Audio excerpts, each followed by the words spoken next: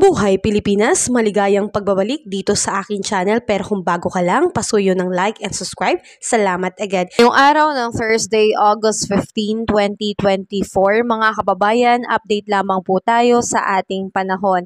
Makikita po natin dito po sa ating weather system na ito pong severe tropical storm na may international name na Ampil ay tuluyan pong papalayo ng Philippine Area of Responsibility at wala po itong tsansa na makapasok po sa ating bansa.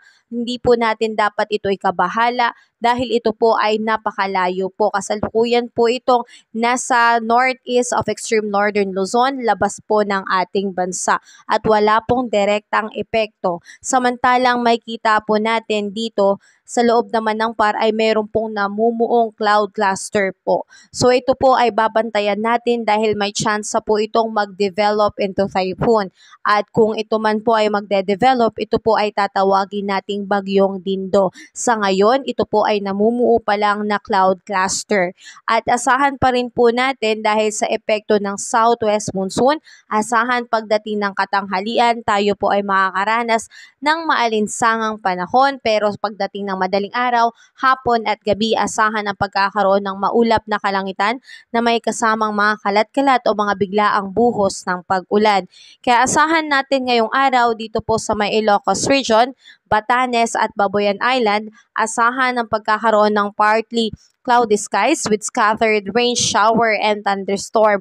Habagat pa rin po ang nakakaapekto, ingat tayo dahil may tsansa po ng pagkakaroon ng mga biglaang pagbaha and landslide.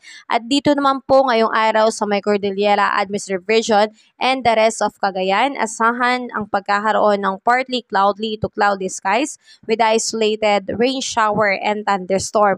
Southwest monsoon pa rin po ang siyang nakakaapekto.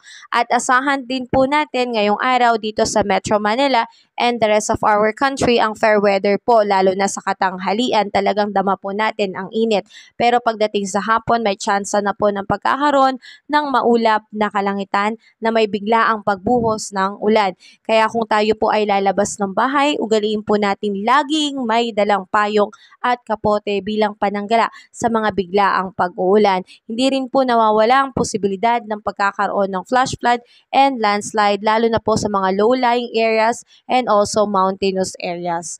At dahil nga po kabayan, dahil sa epekto ng southwest monsoon, asahan natin ang ating air temperature dito sa Lawag ngayong araw ay aabot po ng 32 degrees Celsius, Tuguegarao 34 degrees Celsius, Baguio 22 degrees Celsius, Metro Manila 32 degrees Celsius, Tagaytay 31 degrees Celsius, Legazpi 32 degrees Celsius. Asahan naman natin dito sa may Visayas and Mindanao ang pagkakaroon po ng fair weather o maaliwalas na panahon, kaya ang air temperature ay aabot po dito sa Calayan Island at Puerto Princesa ng 33 degrees Celsius, Iloilo 32 degrees Celsius, Tacloban 32 degrees Celsius, Cebu 33 degrees Celsius, Cagayan de Oro at Davao 33 degrees Celsius, Zamboanga 34 degrees Celsius. So mga kababayan, asahan po natin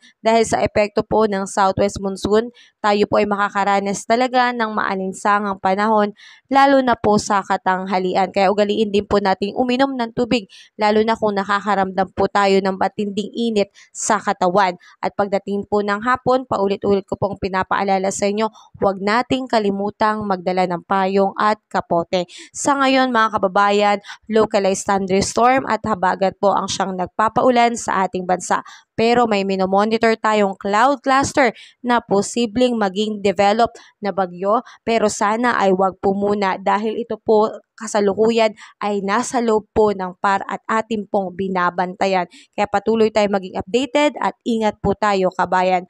Have a safe and nice day po sa lahat. Kabayan, kung nakatulong sa iyo ang video na to, huwag mo namang kalimutang mag-like and subscribe at pasuyo na rin po, pahit na rin po ng notification bell para updated ka sa mga susunod ko pang weather update. Muli, maraming salamat, ingat, God bless po kabayan.